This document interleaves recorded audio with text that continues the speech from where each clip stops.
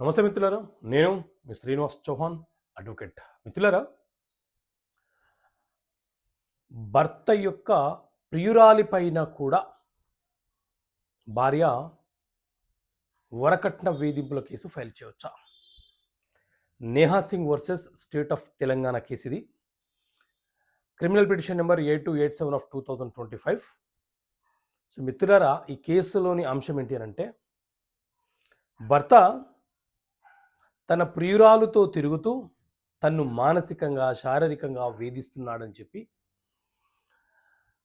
ఆ భర్త యొక్క ప్రియురాలు పైన, అలాగే భర్త యొక్క తల్లిదండ్రులపైన, భర్త యొక్క బంధువులపైన భార్య 498A dowry harassment case file చేసింది. సో ఈ కేసు నా మీద ఇల్లీగల్గా ఫైల్ చేశారని చెప్పి ప్రియురాలు ఎవరైతే ఉన్నారో ఆవిడ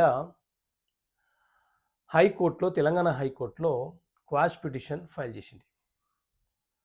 సో దీని మీద విచారణ జరిపినటువంటి తెలంగాణ హైకోర్టు 498A అనే ఈ సెక్షన్, గతంలో ఉన్న ఐపీసీ సెక్షన్ ఏదైతే ఉందో, ఇది భర్త యొక్క బంధువులకు, భర్తకు జన్మనిచ్చినటువంటి రక్త సంబంధికులకు మాత్రమే ఈ సెక్షన్ అనేది అప్లికేబుల్ అవుతుంది.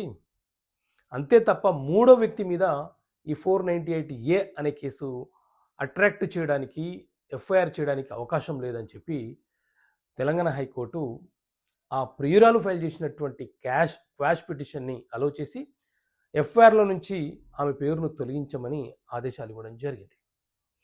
సో మిత్రులారా, సాధారణంగా వివాహం జరిగిన తర్వాత భర్త భార్యను వేధించినా, లేకపోతే భర్తకు భార్యకు మధ్య ఏదైనా కన్ఫ్లిక్ట్ వచ్చినా, భార్య అనవసరమైన వ్యక్తుల మీద ఒక ఎఫ్ఐఆర్ నమోదు చేయాలని, ఆ భర్త యొక్క సిస్టర్సు గవర్నమెంట్ ఎంప్లాయీస్ అనో, లేకపోతే తల్లిదండ్రులు వేధించారనో, లేకపోతే వాళ్ళ ఆ భర్త యొక్క బావలు ఉంటే వాళ్ళ మీద ఎఫ్ఐఆర్ చేయడం అనేది చేస్తూ ఉన్నారు.